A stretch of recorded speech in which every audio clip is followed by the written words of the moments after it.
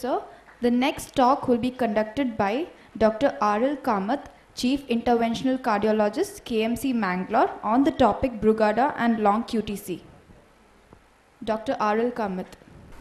Good evening, ladies and gentlemen. After a long section, let me go a little deviate from my talk by applying some clinical knowledge to the ECG. That becomes easy because talking to the rare ECG changes of Brugada and long QT is boring.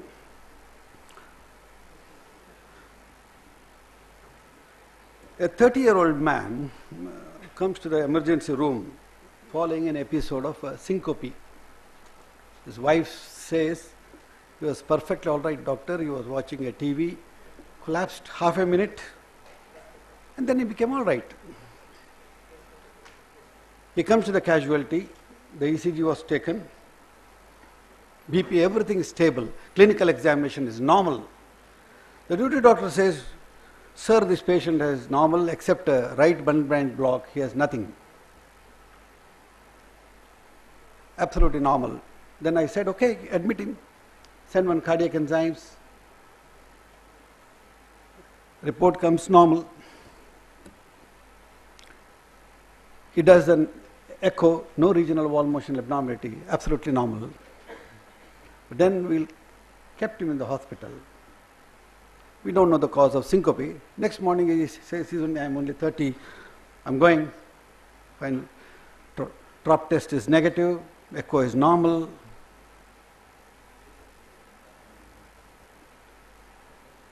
So, as he was about to shift from the ICU to the room, collapsed, pulseless, BP unrecordable. What do you think is the problem? Immediate DC shock was given, ventricular fibrillation was diagnosed, cardiac monitoring done, and instantly improved. A person has a normal heart clinically, normal echo, documented ventricular fibrillation in the ICU, preceded by a syncope.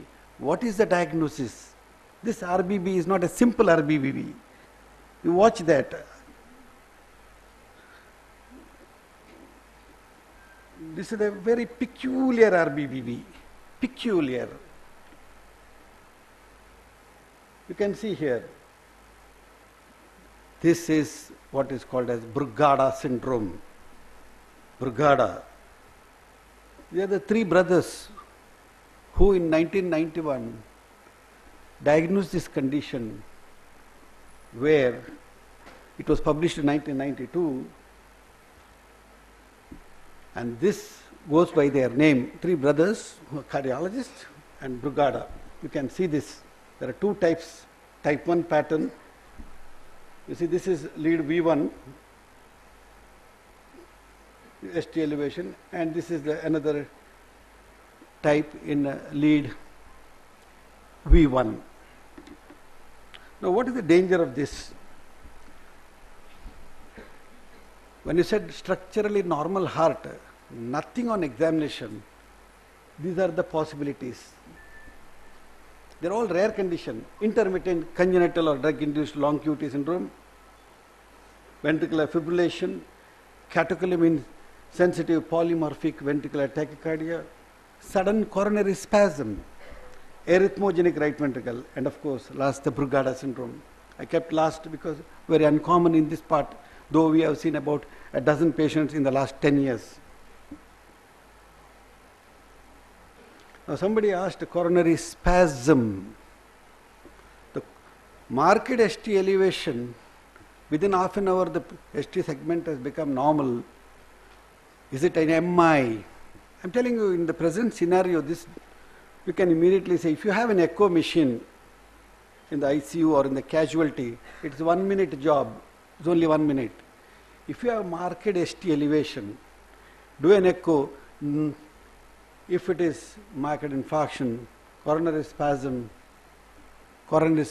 there should be not 99, 100% regional wall motion abnormality, 100%.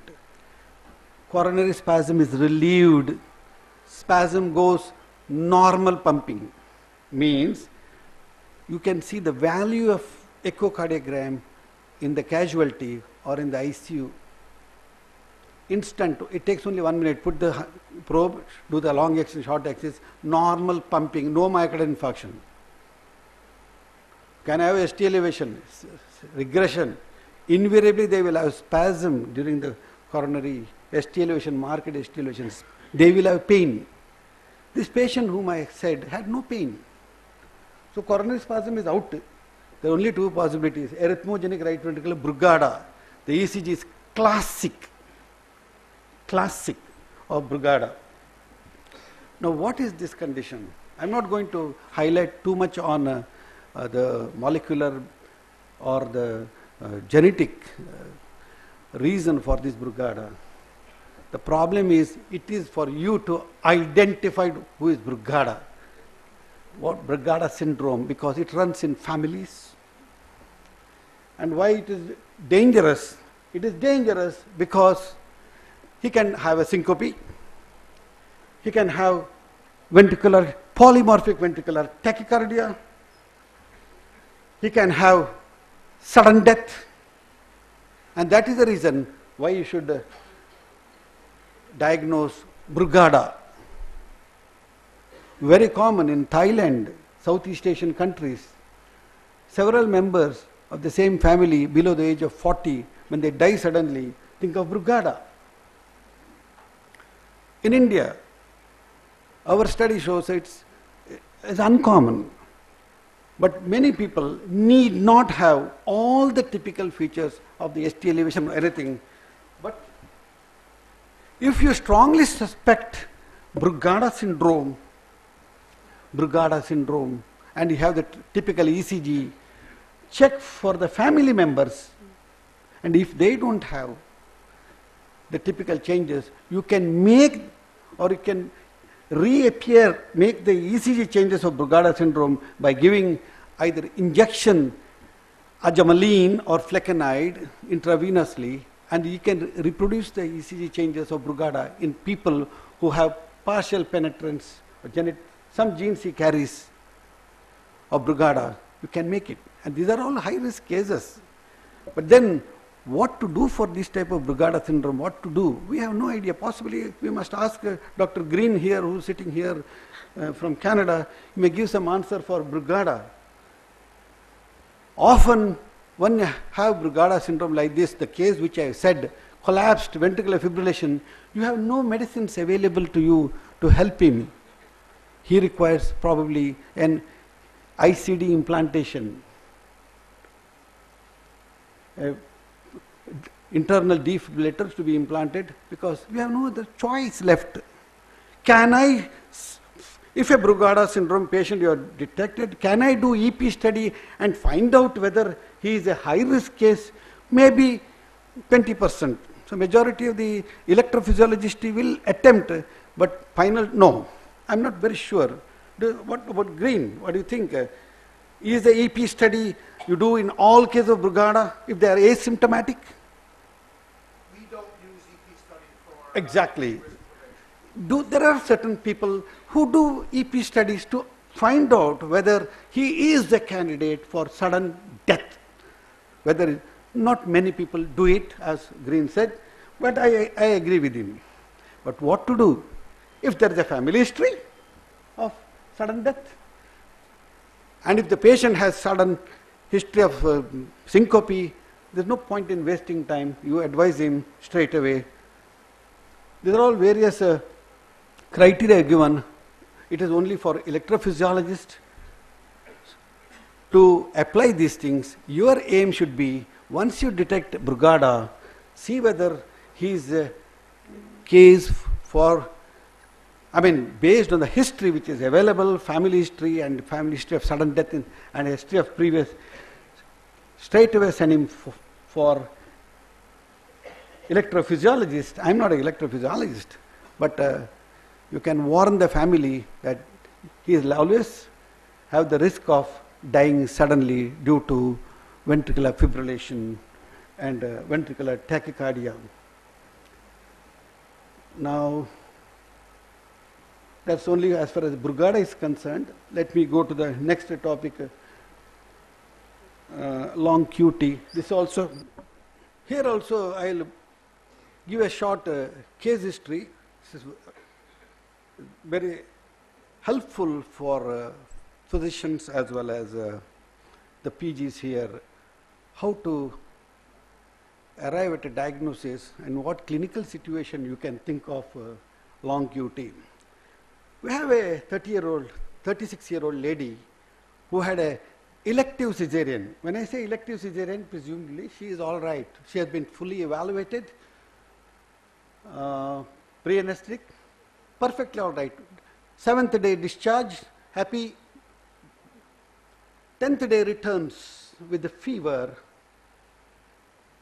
and the relation said one fit she had.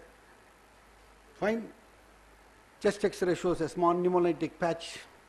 She has a pneumonia, admitted. In the casualty, one more fit. She was seen by a practitioner and he had put her on moxicillin, and she was all right. But then fit was dangerous, post-operative, admitted.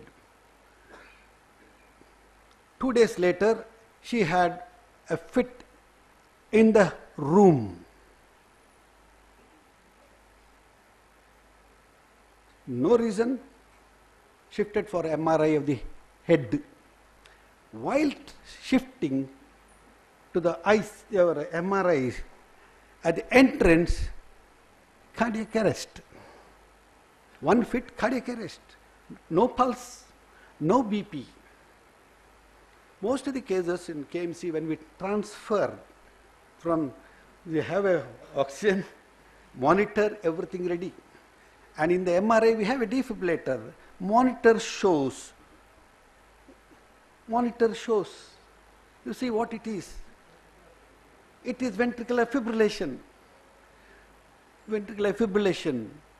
Luckily, radiologists all are ready. Gave a DC shock. DC shock. See the second one, what happened? You see, we have the P waves, no QRS.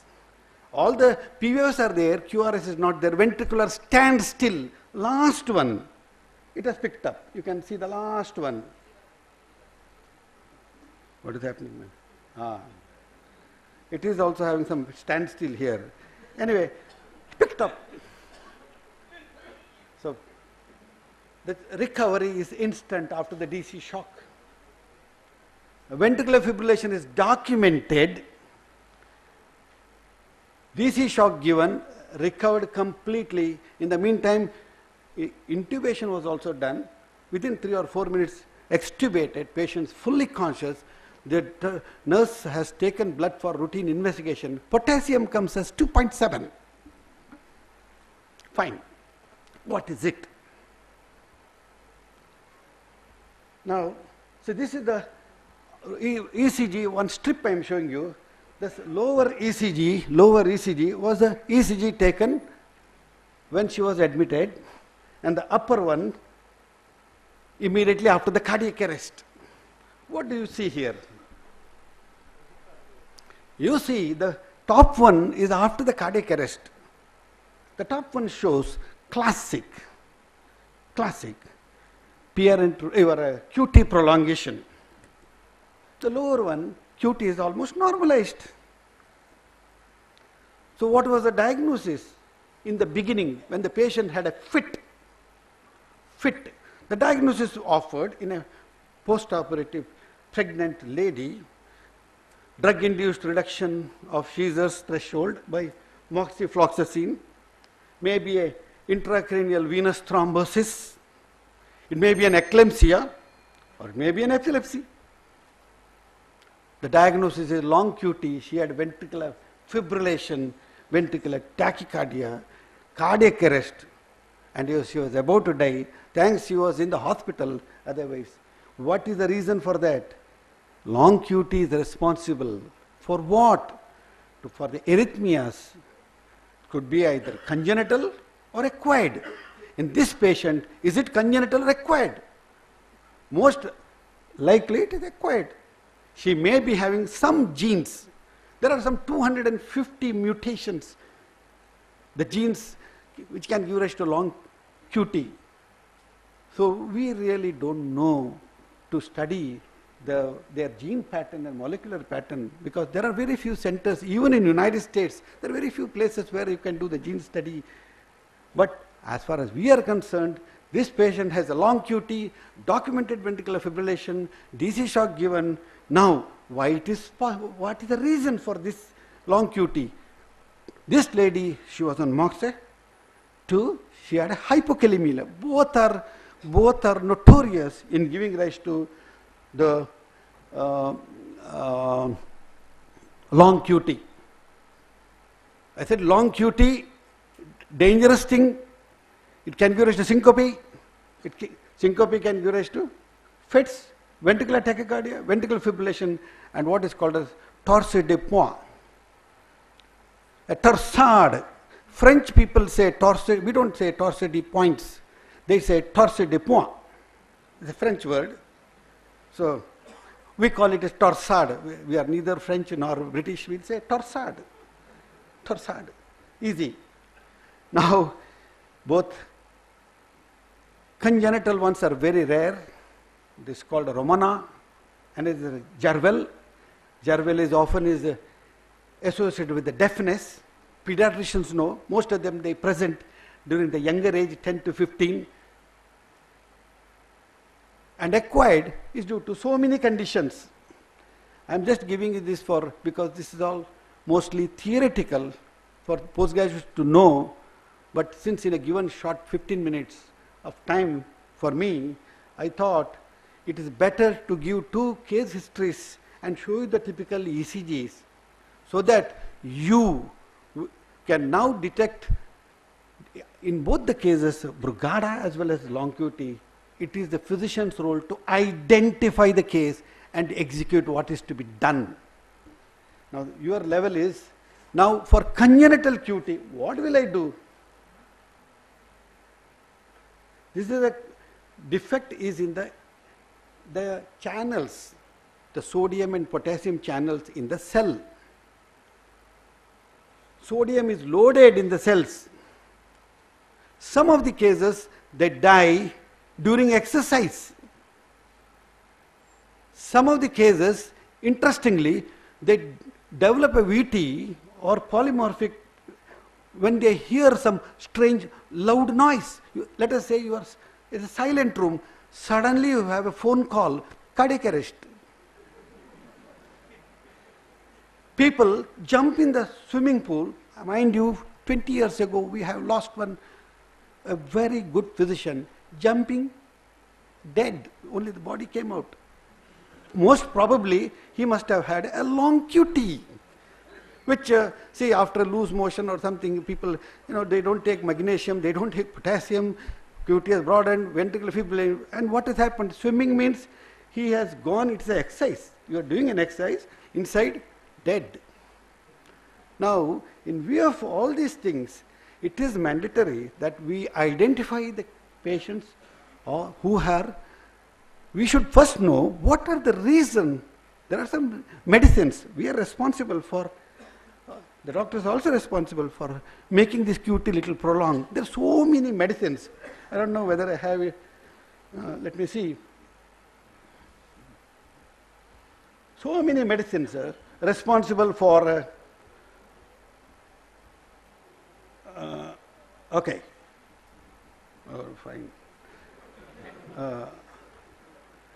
Right from antihistaminic, antipsychotics, and of course hypokalemia, hypomagnesemia, all are responsible, into antiarrhythmic drugs. All the antiarrhythmic drugs are also notorious in giving rise to long QT. Long QT. Amiodarone, which is an excellent medicine for long QT, that also is notorious in giving rise to long QT. So what are we able to do with this type of cases when you had a patient with a long QT? You have to treat him, no? We had a cardiac arrest, check magnesium, give magnesium, whether magnesium is normal or abnormal, give magnesium, 2 grams of magnesium infusion, correct his potassium, monitor him, and then what to do? QT will not come to normal within few minutes, hours. It may take 2 to 3 days, sometimes 2 to 3 weeks. So, but patient has improved. But once he has improved, see that the drugs which are responsible for prolonging this QT should be avoided for rest of his life. Rest of his life. If the family members have died suddenly at premature, and tell these people not to indulge in swimming or anything if once he had a long QT detected, because it is dangerous. Going inside will never come back. Be careful. Undue exercise to be avoided. And we see during the Deepavali time, lot big noises. Old people or somebody, noise means cardiac arrest. See that, don't give lot of noise, to these people. And even small babies can have, it is now known that babies die suddenly in the sleep. Why it is so? It is mostly possibly due to long QT syndrome. So I think with this humor note, I am going to stop here. And my purpose is served that for the PGs, you should know how to identify Brugada, you should know what is long QT, and how to calculate a QT. I'm sure the seniors, my previous speakers in the morning section must have given them how to calculate QT, because nowadays QT calculation must be your job. A lot of machines come with all the noises, QT is so much so, nonsense.